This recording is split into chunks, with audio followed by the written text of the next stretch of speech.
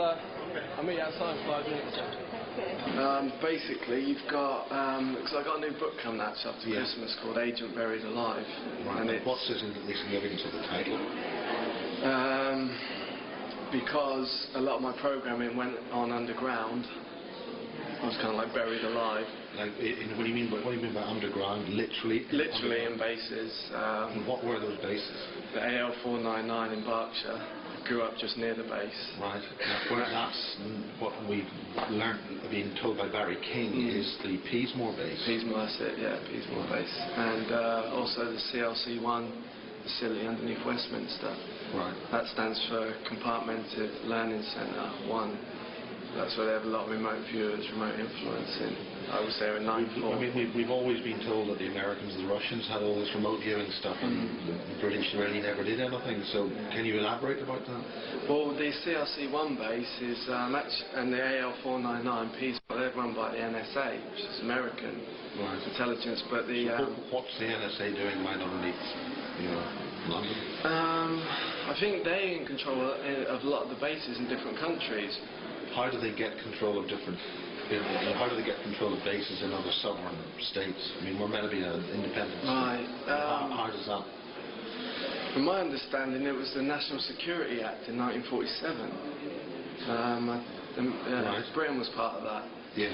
So I think everybody handed their ultimate powers over to the American government in the National Security Act, whoever was part of that.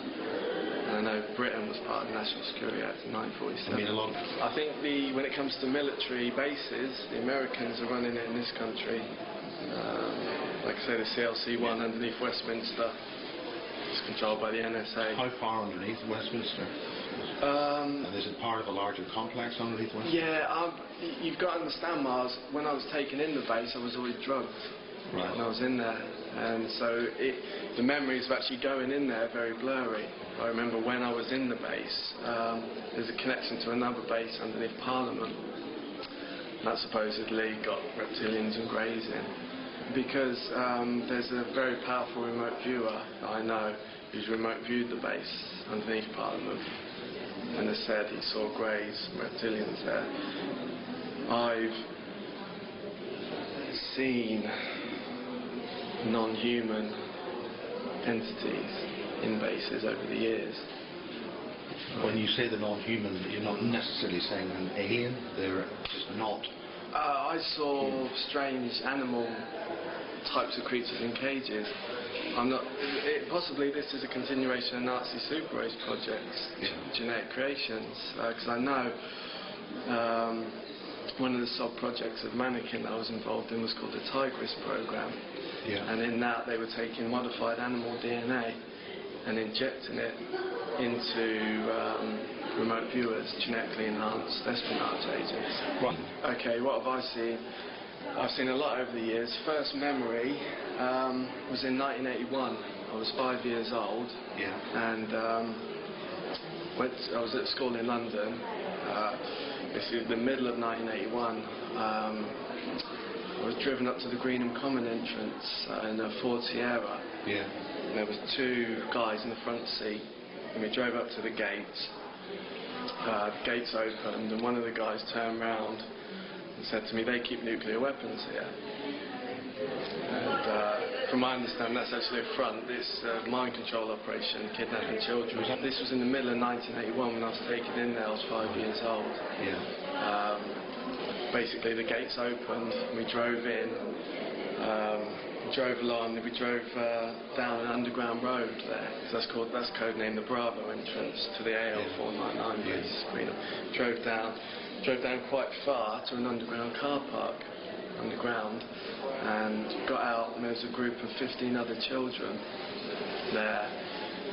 We were kind of huddled in the corner, but there's actually a military truck parked opposite. Yeah. They're quite a big one, and then there was two. You have a car park, you have a man in a booth, and he presses the button when the things come up. Yeah. There was two of them, because it was a two-lane road underground. There was one on each road. And they went further underground. Once things opened, they let you in. Yeah. But we were, 15 children, we were all huddled in the corner and given blankets. And then there was a door on the right. And we were taken in the door on the right by military officers. We were taken in, and it was like went through a corridor, and there's like a classroom set in there, tables and chairs. And we sat down. We were all sat down. And we were given like puzzles, like geometrical shapes to put together. Yeah. And what they were doing there is we were all identified psychics, because it was the Project Oak Tree in the 50s, was before Project Mannequin. That was a genetic bloodline study, and that was run from Harwell Genetics Labs in Oxfordshire. Yeah. And that Which is also connected to this basement. Yeah, that's the Delta entrance. Yeah. Harwell, that goes down to the AL 499. Harwell's where the Rutherford Appleton Laboratory. Yeah, the genetics labs. Yeah. But the Harwell genetics study was called Project Oak Tree, and that was connected into all the major hospitals in the country. It still is. They're still looking for psychic children. In other words, they're marking their medical records to check who's what. Yeah. How do they do that? Do you know how they do that? Is there any mechanism? I'm not exactly sure how they do it. So you don't know what to look for in your medical records to see whether you've been identified as a... Well, Barry King says it comes up on your records that you're part of a government genetic survey, but it doesn't say what that survey is. Right. And all your medical records are actually routed through the NSA, through Harwell. Basically, they're looking for blue bloods, children of these bloodlines. Basically, I think you've got the reptilians have high degrees of copper in their blood, so actually it comes out blue. Right. And it's people with rhesus negative, they have massive amounts of copper in their blood. They process oxygen. They process a lot more oxygen in the blood than the rhesus positive, and rhesus negative is very rare. It's about 4 or 5% of the population. Yeah. And then the amount of oxygen you can process in the blood, that determines psychic ability. It's like in yoga and Tai Chi. Yeah. Processing the oxygen in the blood that develops psychic abilities. Yeah. So basically these bloodlines are naturally psychic. Again, because we're running a low oxygen level atmosphere now. The Earth's atmosphere is much lower in oxygen than it used to be. Right, because they're trying to dampen down everyone's psychic abilities and bring the New World Order in. As people are aware of it. The group of children that I was programmed with were all descendants of the tribe of Dan. Yeah. Again, just to explain a little bit about them, they come out of the Middle East at the time of the Exodus. Yeah. They went up to Greece with the Spartans, I mentioned that, and they went up to France and other places in Europe. They were the Merovingian kings there, and other royal bloodlines.